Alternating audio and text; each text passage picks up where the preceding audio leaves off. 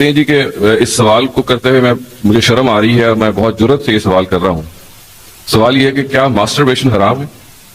جی نہیں، یہ حرام نہیں. یہ بہت اچھی طرح سمجھ لیجئے کہ ہمارے دین میں جو چیز حرام کی گئی ہے وہ کسی غیر سے جنسی تعلق پیدا کرتی ہے. یہ بات تو قرآن نے بھی واضح کر دی ہے اور اہل علم نے بھی اس کو ٹھیک سمجھا ہے. قرآن نے بہت واضح کر دیا ہے. آپ چاہیں تو اس پر میرا ایک تفصیلی آرٹیکل ہے، وہ میری کتاب مقامات میں ہے. میرا خیال ہے اس کا انگریزی میں بھی ترجمہ ہو چکا ہے. اس میں نے ان تمام دلائل کو بھی بیان کر دیا. یہ بالکل حرام نہیں. So if you associate masturbation with pornography or with obscene photographs, it is haram and that is prohibited and it leads to that high chances. That's the reason I would say that best is to avoid. So I would like to tell you that I'm not giving a blanket rule that do it. I'm just telling you best avoid it. But if you have sexual urges which you cannot suppress, doing masturbation is not haram according to me. It is permissible. Don't do it excessively. Once in a while, no problem. Don't be mentally disturbed, that's haram. And as the questioner asked, I have asked for forgiveness. Again I do it. I repent. Again I do it. So let me tell you that if you come under this category where you have sexual desire, it keeps on differing from different people. Some people have high sexual desire, some people are medium, some people have less. So if you fall in the category of people who have high sexual desires, and if you're not married, and if you have to masturbate, though it is makruh, I would say it's discouraged, but don't have the guilt feeling. Don't do it excessively. Don't do it along with pornography. And I would go to the extent that if, because of this, you're going to do fornication, or zina, or adultery, then according to me, masturbation becomes mustahab.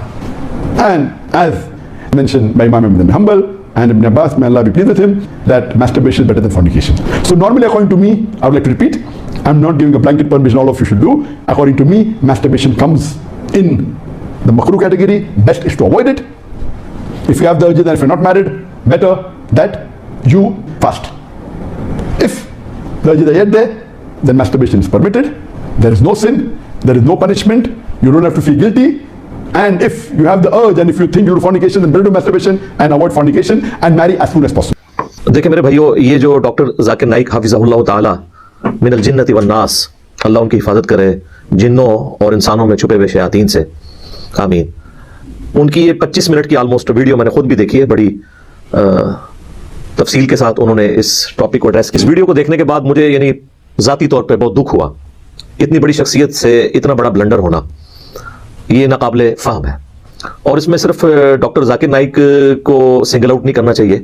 ان سے بہت پہلے ہمارے جو محترم استاد ہیں جاوید احمد غامدی صاحب حافظہ اللہ تعالی من الجنت والناس، ان کی ویڈیو بھی اس حوالے سے آلریڈی موجود ہے، لیکن اسے اتنی پذیرائی نہیں ملی تھی. ڈاکٹر ذاکر نائک کو بہرحال ایک جو فنڈامنٹلسٹ قسم کے مسلمان ہیں جنہیں غیر مسلم آرتھوڈاکس کہتے ہیں، وہ ایٹ لیسٹ ان کو ایک اپنا رول ماڈل کے طور پہ ایکسیپٹ کرتے ہیں ایز کمپیئر ٹو غامدی صاحب کے.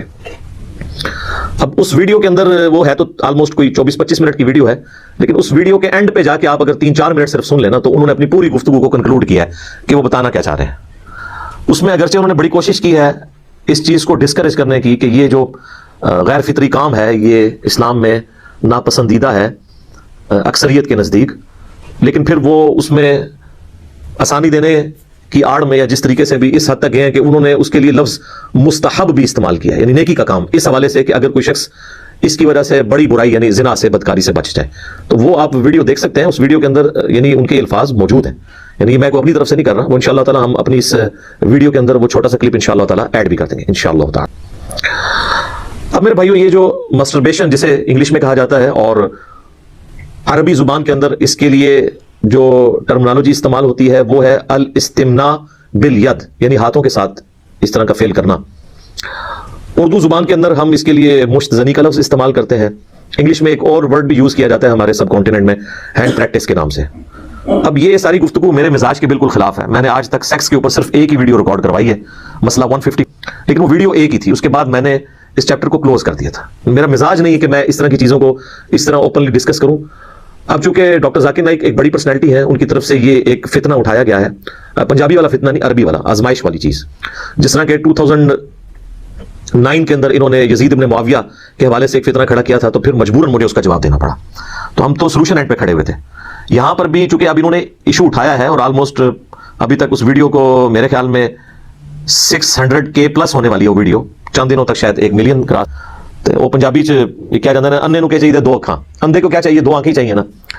تو اگرچہ اس پوری ویڈیو میں انہوں نے خوف خدا رکھتے ہوئے پوری کوشش کی ہے کہ اس کو ڈسکریج کیا جائے، لیکن جو انہوں نے اس میں راستہ نکالا ہے نا، وہ راستہ جو کہ اب نکال دیا، پچھلی ساری وہ جو انہوں نے شرائط اس کے ساتھ لگائی ہیں کہ جی کوئی گندا خیال ذہن میں نہ لایا جائے، اور کوئی گندی ویڈیو، کوئی تصویر، اس طرح کی کوئی چیز ذہن میں نہ ہو، ویسے ہی کوئی کرے، ویسے کون کرے گا؟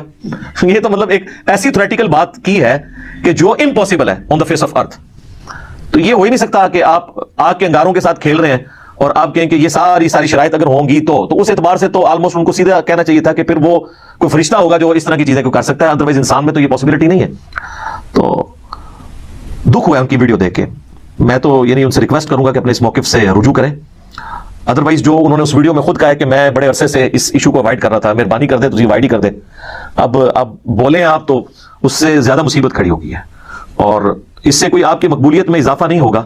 کوئی بھی جو مذہبی آدمی ہے جو کتاب و سنت کے مزاج سے واقف ہے، وہ کبھی بھی آپ کی اس اوپینین کو یا فتوے کو ایکسیپٹ نہیں کرے گا. ظاہر اسلام کے مزاج میں نہیں بیٹھتی یہ چیز، بالکل یہ حقیقت بات ہے.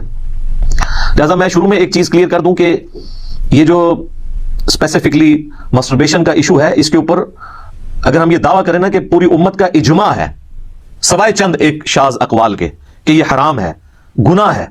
اب حرام آپ مکروہ تحریمی کی شکل میں اگر اس کو فقہ کی ٹرمنالوجی میں کہنا ہے تو وہ حرام کو ہی کہہ رہے ہوتے ہیں مکروہ تحریمی. تو یہ ہمارا دعویٰ غلط نہیں ہوگا. اہل سنت میں جتنے بھی مکاتب فکر ہیں اس وقت جو ایگزسٹنگ ہیں، بریلوی ہوں، دیوبندی ہوں، اہل حدیث ہوں، ایون اگر آپ فقہ کے پوائنٹ آف ویو سے دیکھیں، حنفی، شافعی، مالکی، یہ متفق ہے کہ یہ حرام اور گناہ ہے. ایون حنبلی اسکول آف تھاٹ میں بھی دو گروہ پائے جاتے ہیں، اور احمد بن حنبل کی طرف جو چیزیں منسوب ہیں وہ کوئی صحیح سند سے ہمیں ملی نہیں ہے. چلیں اگر کوئی مان لے کہ ان کی فقہ میں موجود ہے، تو اس وقت احمد بن حنبل کی فقہ کو تقلید کی قید کے بغیر سب سے زیادہ فالو کیا جاتا ہے سعودی عرب کے اندر. اگرچہ مفتی اعظم سعودیہ جو تھے ابن باز رحمہ اللہ تعالی المتوفا 1420 ہجری 1999 میں ان کی ڈیتھ ہوئی. آلموسٹ 60+ ایئرز تک وہ مفتی اعظم رہے ہیں سعودیہ کے. ان کے اپنے فتوے موجود ہیں. انہوں نے اپنے فتووں میں لکھا ہے کہ ہم احمد بن حنبل کے مقلد نہیں، ہم قرآن و سنت کو فالو کرتے ہیں. جو ان کو حنبلی بھی سمجھتے ہیں وہ اس اعتبار سے دیکھ لیں، جو قرآن و سنت کا سمجھتے ہیں وہ اس اعتبار سے دیکھ لیں. تو بن باز کے اپنے فتووں میں اسے حرام قرار دیا گیا اور وہ اردو زبان میں چھپ چکے ہیں. ایون سعودی عرب کی جو مستقل فتویٰ کمیٹی ہے، ان کے فتاوی چھپے ہوئے ہیں، انہوں نے بھی اسے حرام قرار دیا. شیخ البانی جن کو ڈاکٹر ذاکر نائک خود بہت کوٹ کرتے ہیں اور حجاب کے مسئلے میں انہوں نے انہی کا سہارا لیا ہوا ہے، شیخ البانی رحمہ اللہ نے بھی باقاعدہ اس کی حرمت پہ بات کیا. انہوں نے تو یہاں تک لکھا ہے کہ اگر کسی شخص کو برائی میں مبتلا ہو جانے کا اندیشہ ہو، یعنی زنا میں پڑنے کا، میں اس کے لیے بھی اسے جائز نہیں سمجھتا کہ یہ عمل کرے، یہ اتنا کبھی فعل ہے. تو اب مجھے بتائیں پیچھے پھر کیا بات رہ جائے گی. اور پوری دنیا میں اہل حدیث کے ہاں سب سے بڑی رسپیکٹیبل پرسنالٹی امام ابن تیمیہ المتوفا 728 ہجری، انہوں نے بھی اسے حرام اور گناہ قرار دیا. بلکہ انہوں نے کہا ہے کہ اگرچہ شریعت کے اندر اس کی کوئی حد نہیں آئی ہے، لیکن تعزیراً ایسے شخص کو سزا دی جائے گی جو یہ فعل کرتا ہے. یہ میں باتیں اس لیے کر رہا ہوں کہ کوئی شخص اسے ڈاکٹر ذاکر نائک کے خیال